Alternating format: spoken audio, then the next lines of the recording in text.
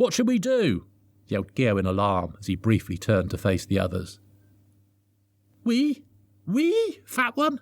This was your doing. The question you should be asking yourself is, what are you going to do? Yelled Freya. Right, Geo said firmly, and turned his attentions back to their assailants. I've been saving this for a special occasion, much like an old wine. What are you babbling about? Cried Uracil. Stop talking a good game and start playing it. Geo continued, the magnitude of the situation seemingly lost on him. Watch as I dazzle you with my art. Odin curved his spine, puffed his muscles, and bore his yellow blood-stained teeth, causing Freya to grab Uracil's arm in fright. Odin's guttural growl forced even the grass to lay down in fear as he began to stalk Geo. Of course, Romulus and Remus had no intention of letting Odin have all the fun and crashed down, leaving the floor in ruins. Several panes of the roof smashed on their stone shoulders, peppering Odin's dark fur with glass. Geo, ready for a fight, bellowed, Fight fire with fire and stone vampires with jade dragons! As he roared jade dragons, the leaves on the trees rustled, the grass froze, and from the rolling fog appeared 2 dragons carved in jade. In contrast to the living stone vampires, Geo had produced 2 large, L-shaped pieces of jade, with a dragon carved on each. Requiem briefly lifted his head out of his hands to see that things were not going well. The jade dragons were only about half the size of the vampires, so it wasn't likely they would make a useful wall, as even Odin could leap over them. They didn't have a life of their own, so it wasn't as if they could fight for Geo. On the whole, he concluded, the jade dragons were pretty useless. Geo spoke politely to the wind. Maestro, please. The music, Eye of the Tiger, came bellowing in all around them as if Geo had switched on a hidden sound system. He hopped from foot to foot and punched the air as if shadowboxing to the beat of the music. With every punch, the jade dragons lurched forwards, acting as giant boxing gloves. With a jab of the left fist, Geo hit Romulus square in the chest, sending him crashing into the great oak. The tree, which must have been over 100 years old, was torn in two in an explosion of splinters, leaving Romulus sitting sprawled on its jagged stump, with the white swing that had caused so much controversy earlier slung around his neck. With a right hook, he thrust Odin howling into the dense jungle beyond. Plumes of dirt flew into the air, and trees collapsed as Odin streaked through the jungle landscape like a meteor searing the earth. Ha ha ha! Not so tough now, are you? Taunted Geo as he danced on his toes, ready to take on Remus, who had been distracted by his fallen brother. Sadly, Geo was about to get a physics lesson that he should have taken much earlier in life. To create these dragons took a great amount of energy, making the air around them colder, freezing the grass, and creating fog in the process. This gave Geo an advantage as he wasn't moving much, while Odin kept slipping on the icy undergrowth as he bounded back into the fight. However, to keep the music going and to move these giant chucks of jade took continuous energy. The fog became thicker and thicker as more and more warm air was condensed. Glass panes, trees, even the floor beneath them became so fragile as the heat was sucked from them that the footsteps of the giant beasts shattered everything around them. Soon, the fog became so dense that Geo couldn't even see his jade boxing gloves. Geo stopped the music. All that could be heard was the wind from the now comparatively warm air outside flowing into the cold void that Geo had made. The trees didn't rustle as their leaves could no longer move. He batted the air in an attempt to get the dragons to clear the fog, but it was futile.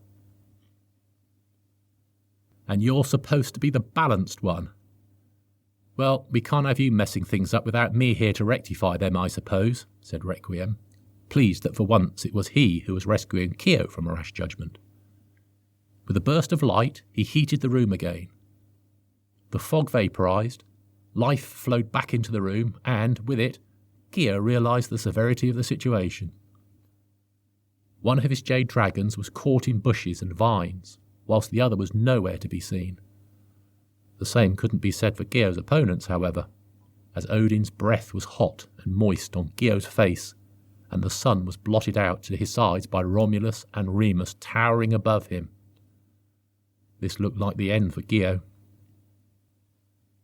"Freya, I think Gio's missing your electric personality," called Eurysil. "Here!" Eurysil was standing next to one of the waves of glass wall. With his left hand resting on the gold framework that Freya so lusted after, he used his right hand to shoot a brilliant gold liquid onto the jade dragon in the bushes, covering it in gold plate. He caught a glimpse of the other dragon, stuck in a hole a vampire had made while stomping around the frozen ground. As he plated that one in gold too, the framework holding the wall disintegrated, causing the glass to crash down on everyone. This distracted the vampires and Odin long enough for Gio to distance himself and summon his dragons. Seeing their chance, Freya shot lightning at the now excellent conductors the dragons had become. Great blades of pure energy shot between the two statues, now resembling a giant electrified combine harvester cutting rotor. Gio was on a roll. "Back, you wee beasties! Back, I tell you!" Gio taunted them once more as he jarred the electric blades towards his opponents, all three of which were in a straight line in front of him, unsure of what to do next. Gio backed towards his friends, keeping an eye on their assailants. Romulus tried to dive in to their left, as Remus attacked from the right. Gio clapped his hands, making the jade dragons fly behind them and sit touching. This caused the energy between the dragons to stretch, forming a barrier of piercing white cutting blades around the group. "Great, good going, Hotshot. Now we're penned in," shouted Freya, as she looked nervously at the huge beasts circling them. "Right, well, I think it's time to leave," said Requiem casually, looking at the nails on his right hand. His left hand was still facing the rising sun, as it had been all this time, siphoning energy into the room so that his friends could mount their defence. As the sun raised still higher, a brilliant beam of light shot into Requiem's palm. "Excellent," he said. "I think you've had your fun." "Yes," said Gio assertively, staring at Talis. "I meant you," drawled Requiem.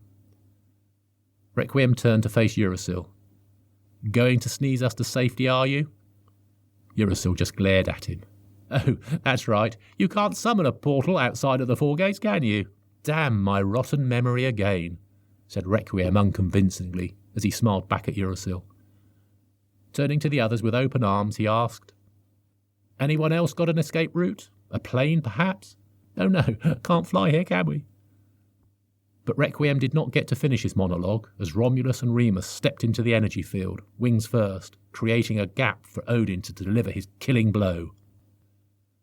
Suddenly there was an ominous hum, a bright light, and the rest of the group screamed as they fell back into Requiem's monolith without even realising. Requiem turned to look back at Talis before he left. Talis and Libertina were shrouded in darkness, protecting them from the dawn light. Talis smiled, raised his goblet to Requiem and nodded. To Requiem, that nod spoke as loud as any farewell rhetoric. He knew that Talis was satisfied by today's events, and that the struggle now underway in Requiem's mind would eventually get the better of him. Requiem tore his gaze from Talis and entered the monolith, disappearing with a snap as Odin slipped past where the monolith had stood and tumbled into the trees. Looking up, Requiem was confronted by three nervous faces in a featureless bright yellow void. Only white clouds and swirls of energy in the walls and the ever-persistent ominous hum of the monolith gave any character to the space they found themselves in, and none of this was comforting, especially to Eurysil, who was beginning to wish he was back in the orangery. Why isn't it doing anything, Requiem?" asked Gio in a high-pitched tone that he only used when he was genuinely nervous. Requiem looked around the void, his hands casually in his pockets, and replied with a sniff, "I don't know." Hysteria could be seen building in Eurysil's eyes. He was just waiting for the monolith to shake him violently in perpetual payment for sneezing on it last year. He was well aware that this bizarre pet of Requiem's knew how to hold a grudge. "Ah, music, that's what we're missing," shouted Requiem enthusiastically as he clicked his fingers. Freya looking at Uracil as if it was her last glimpse of a condemned man and, as always, rushed to his rescue. "If it needs music to ride to, at least make it smooth and melodic. I'm warning you. If this thing tries anything funny, I'm going to give it the shock of its life." "Steady there, Freya," said Keo calmly, inching himself away from them both. "Upsetting the beast when you're sitting in its belly probably isn't wise." "Beast? Beast? You're no beast, are you? Just misunderstood," said Requiem reassuringly as he stroked a wall that came to meet his outstretched hand. But his mock sincerity provided no more comfort than the building noise of the sinister hum. Requiem ran his hand down the wall, muttering to himself, "Doctor, doctor." The others looked on pensively. Was the ride going to be that violent that they were all going to need doctors? "Aha! Here it is. The Doctor Who theme tune. He's a sucker for the beat," said Requiem as he pushed what looked like a swirling section of wall and in-pounded the unmistakable tune. The monolith launched upwards, causing Uracil to fly into Freya, who stopped him crashing to the ground. This reprieve was short-lived, as moments later Geo came crashing down on them both as they landed in a heap on the floor. The monolith jerked violently to the left on the downbeat and sent the pile of people flying to the right. 5 downbeats later, it swung to the right, causing the Akatsuki pile to slide left over to Requiem, who was unaffected and stood with his hands in his pockets bobbing his head to the tune. Requiem looked down at the Akatsuki pile at his feet. "What are you doing down there? Pick yourselves up, you'll miss the good bit." Geo grabbed Requiem and heaved everyone to their feet. "There, much better, you won't regret it. This bit is particularly good. Ready?" Requiem wore a beaming smile on his face and was clearly enjoying the whole affair. With a high-pitched warble of the song, the monolith flew up and then took a sharp, rushing dive down. The effect was to make everyone weightless. Geo hovered a few feet from the ground, wide-eyed and green-faced. His arms and legs were flung wide as if he was skydiving, just not enjoying it. Freya had flown much higher than Geo and was having the time of her life, backflipping and screaming with delight. Poor Uracil, however, could barely be seen. The monolith had no defined internal dimensions, and it looked as though there was no limit to how far it was going to let Uracil fly. Requiem gazed upwards to watch Uracil soar to infinity. Grinning like a Cheshire cat, he called out in glee, "Get ready!" And with that, he took his hands out of his pockets and hit his thighs to the beat whilst humming. Geo looked as though he was going to be sick and held his mouth. Unconcerned, Freya continued to execute backflips gleefully. Uracil was still nowhere to be seen. With the echoing climax of the tune, the monolith came to an abrupt halt. Geo hit the ground, splayed, allowing Freya to make a soft flip onto Geo's back. Requiem looked up. "Come on," he shouted. "We haven't got all day." Geo groaned as he started to lift Freya from his back. Freya, however, was transfixed by a faint yell that was getting louder and a green spot which was getting bigger. Before anything could be done, splat! Uracil landed several feet from the party on his front. "Uracil! Uracil!" Freya called, shaking him by his hood.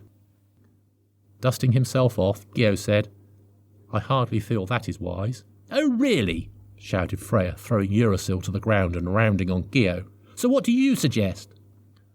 "Well," said Geo thoughtfully, stroking his chin, "in my professional medical opinion, he's flat." "Of course he's flat. Anyone can see that he is thinner than his usual skeletal self." Violently shaking Uracil, Freya stared wide-eyed at Geo. "The question is, what are we going to do about it?" Don't worry," said Requiem calmly, bobbing his head with his eyes closed as if he was counting. "The journey's not finished yet." Geo and Freya stopped squabbling and snapped their heads round to look at Requiem. Their jaws opened, but too late. the monolith unceremoniously spat Gio, Freya and Eurysil onto the white marble courtyard, whilst Requiem casually walked out after them with his hands still in his pockets. Eurysil was spat further than the rest as he bounced across the courtyard, and they watched, wondering if and when he would stop. With the final bounce, Eurysil popped back into shape and groaned. "See?" Requiem said, standing at the head of the Freya-Gio bundle. "All's well that ends well," and he strode off towards Eurysil. With each of Requiem's attempts to pick him up, Eurysil simply collapsed, exhausted. This pitiful process continued until Gio could take it no longer. He grabbed Eurysil by his arms and legs and stretched him. "There," he said. "Pull it together, man." Eurysil peered from beneath his heavy eyelids and announced with a slur, "If anyone needs me, I'll be counting fractures in the library." Although unimpressed by their methods, Freya was happy to see that Eurysil was himself again. She knew that if he was thinking of his library, he was okay. Walking between Gio and Requiem, Freya decided she too needed a break. "Ugh, I need to wash. Eau de Quio is not this year's must-have," she said, and walked off, wafting her top. Gio turned from watching Eurysil hobble off to Westgate to frown at Freya as she walked to Eastgate. The rumblings in his stomach were preventing him from thinking of a good retort to Freya's comment. Having more important concerns, he turned to Requiem. "I'm going to have breakfast, followed by brunch, and, yes, I may even slap lunch in on the end," he said jovially before walking off to Northgate, with his hands on his raging stomach. As he watched his friends walk off to recuperate from their eventful tea party, Requiem remembered why they were in the company of a vampire to begin with. He looked up at the ivory tower, knowing that he should go and report. At the thought of this, Requiem's stomach also became unhappy, but not because he was hungry.